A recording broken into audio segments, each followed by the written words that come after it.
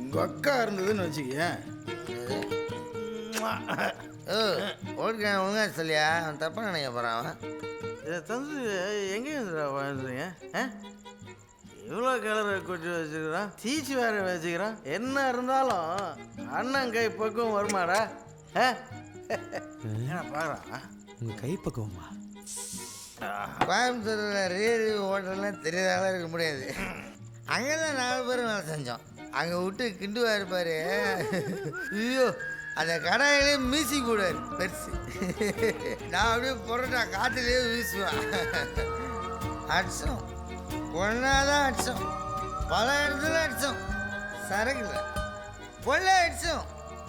அந்த கெண்டை அந்த கெண்டை பையன் தான் எங்ககிட்ட இருந்து அடிச்சுட்டு ஓடினவனை பிடிக்கலான்னு விரட்டினா அந்த பையன் ஆக்சிடென்ட் ஆகி செத்து போன நாய் உன் காதில் உண்மையை சொல்லிட்டான்.